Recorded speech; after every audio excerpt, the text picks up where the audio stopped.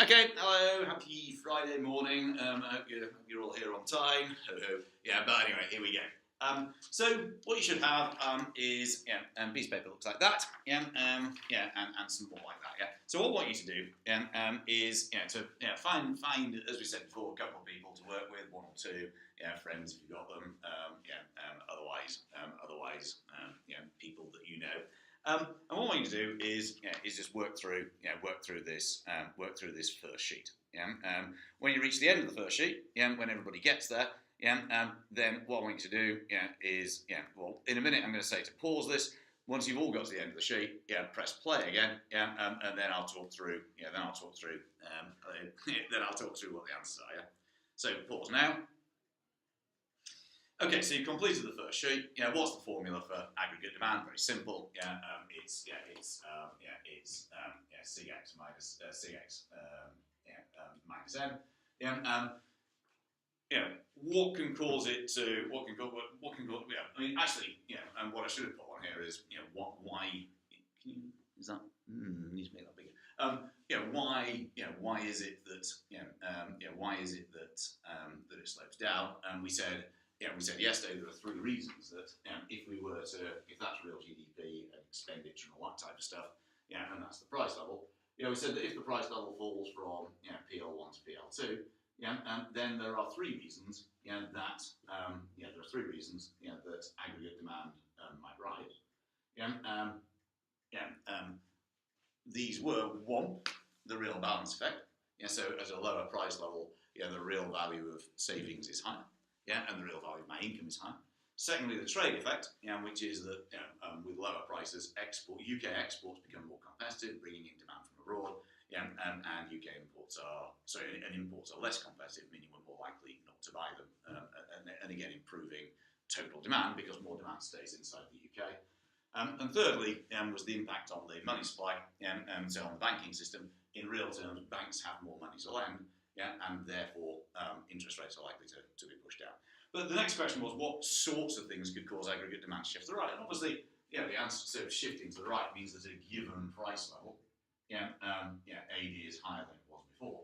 And anything that could affect consumption, investment, government spending, exports and imports. So consumption, you might look to house prices, rising house prices, create wealth effects, or the kind of interest rates. That can stimulate borrowing.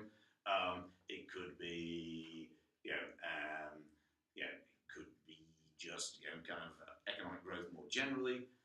Investment, we talked about kind of animal spirits, corporation tax, government spending could be just a decision by the government to borrow money and to pump it into the economy, or it could be infrastructure programs. Exports might be affected by growth in China, or by growth in the European Union, or by exchange rates and so on.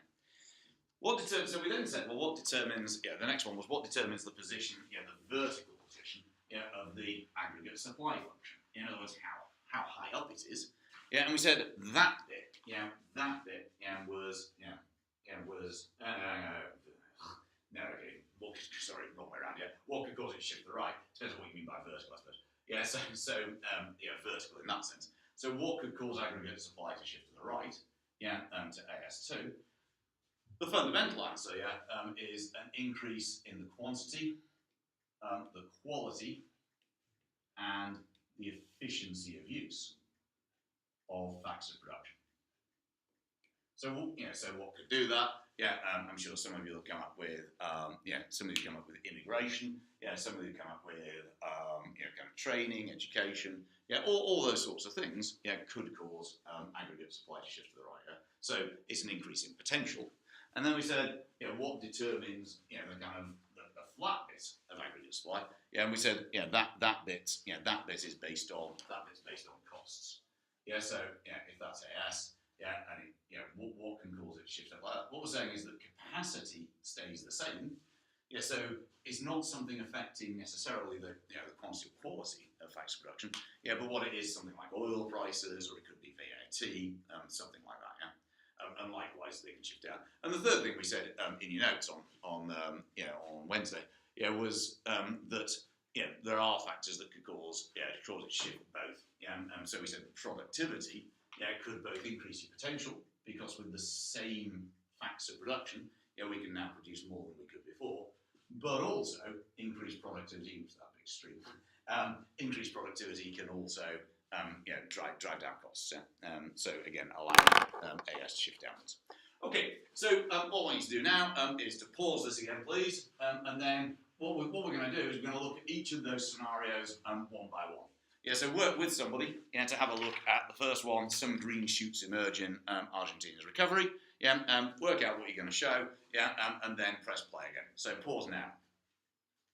So you've had a look at the Argentinian one, and what we can see is green shoots of recovery. A recent improvement in consumer confidence suggests that some Argentines are expecting a recovery. Who pushed through a series of pro-business reforms. GDP had been falling in Argentina for 3 consecutive quarters. So, so what's happening is we're expecting a recovery. So we've had a bad time, and that's our starting point. So some of you might have shown aggregate demand shifting to the left, but in any case, what we're saying is at the start of this bit, we're over here.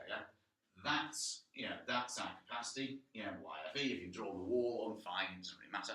And what we're saying is there is an increase in consumer confidence with the Argentinian economy already in recession. So what we're saying is that AD probably rises to AD2. So what's the effect? Well, we're not getting very much inflation, and that's because there's still lots of spare capacity in the economy. Workers are worried about asking for pay rises. Firms still face a very competitive market. Again, back to our restaurant, the restaurant economy. That restaurant hasn't got very many tables. So that's the key, most obvious thing. Some of you might have talked about the pro-business reforms, saying that it could have increased investment. And what you might have thought is that in the long run, therefore, it might have increased AS to AS2. But I wouldn't necessarily have expected you to come up with that. And some of you might have had AD shifting to the left to explain the recession. But in terms of the key point of the story, it's consumer confidence is rising, therefore aggregate demand shifts to the right. That doesn't cause inflation because we're nowhere near full capacity. The glass is half empty, half full, if you like. It's nowhere near the top. And therefore we can expand output without inflationary pressure. Okay, so turn to number 2. Pause me now. Pause me now. And then once you've all had a chance to do it, make me play again. You have control over my life. Okay, so here we go again. This one's number 2. US data shows rising demand and inflation. So US retail sales have risen more than expected in January due to rising consumer spending as households have bought electronics and a range of other goods, pointing to sustained domestic demand that should bolster, which means increase, economic growth in the first quarter. The US economy has seen sustained falls in unemployment, and economists now estimate it close to the NAIRU. The NAIRU is full employment in the real world. In other words, it's what Matty's been saying, which is we can't actually get to full employment. The NAIRU is an estimate of how close you can get before you start getting inflation. So, so skill shortage and so on. So what's going on then is what we should have is it's slightly different from the Argentinian story. So what we've got this time is the economy is approaching full capacity. So we're already close to the NAIRU. So we're somewhere here. Now, when aggregate demand rises to AD2, sure, we get some growth, but skill shortages start to emerge, which push up wages in certain key sectors. Therefore, our restaurant isn't able to get the waiters and waitresses that it needs. Therefore, its costs go up, and therefore, as demand rises, in order to be able to have the staff that we need, costs go up to maintain our profits. Therefore, we've got to increase prices. Therefore, that's our wage price spiral. And what's happening is that as we approach capacity, wages start to rise, because workers are in a strong position. That drives up costs, which drives up prices. And rising prices then increase the cost of living for workers, who then ask for further pay rises. And so that's a good way of explaining inflation. Okay. Again, feel free to talk to one another, but pause me now, and we'll do scenario 3 once you've had a look at it. So have a look at scenario 3. Okay, so you have a look at scenario 3, and what we got is UK inflation rises to 1.8%, spurred by weak pound and rising fuel costs. Yeah. So So what's going on? So what's going to happen to the UK economy? Other things being equal, this doesn't sound like particularly good news. So the first, the thing that most people, are likely to have done, I would have thought, is to be going, well, the increase in fuel costs is a cost push pressure in the economy, plus the weak pound, is driving up the cost of imported raw materials, and therefore that's having this sort of effect here. Yeah? Now that's not particularly good news. What it's doing, is it's therefore driving up the price level cost to firms, and it's creating a drag on growth. Everything's more expensive in the shops, therefore consumption falls, and we get a contraction in aggregate demand, from point A to point B. Remember, aggregate demand won't shift inwards in this case, because it's not caused by the reduction in aggregate demand is caused by the increase in price. So therefore it's a movement along rather than the shift. Some of you might also have said, well, the weak pound in the longer term makes exports more competitive, and therefore it might also increase aggregate demand. So we might end up somewhere like C with even more inflation, because of the increase in exports, but actually helping growth to recover. So in the short term, it's pretty negative. There's that sense that we've got a problem here, because costs have been driven up for all firms who are then having to respond by increasing prices. But in the longer term, it could be more positive. A weak pound could be an advantage to the export sector. So we're going to get inflation. We're probably going to get job losses in the short term. In the longer term, perhaps not. Normally, policymakers would increase. So turning to the other one. Normally, policymakers would increase interest rates, to stop inflation. In this case, A, it's cost push inflation. You push up interest rates, you're going to reduce demand even further, push the economy even further into recession. And secondly, inflation's still below target, so there's no real need to do anything. So pause me again while you have a look at scenario 4. And here we get, pause. Okay, so scenario 4 then is East Timor, or Timor-Leste, and growth likely to accelerate on rising investment. So fundamentally, there's lots of investment going in. Forecast 4.5% growth. It's got declining oil revenues, and we need diversification. But what's happening is that they're investing $290 million, some coming from the private sector, into infrastructure. So, in the short term, what we're saying is that aggregate demand is going to rise. So God knows where we are. I mean, we've got declining oil revenue, so I guess the world isn't particularly brilliant. And so we're here at PL1, and there's Y1. So the immediate impact of the investment, somebody has to build the fucking thing. You can't just increase capacity. There are no investment fairies.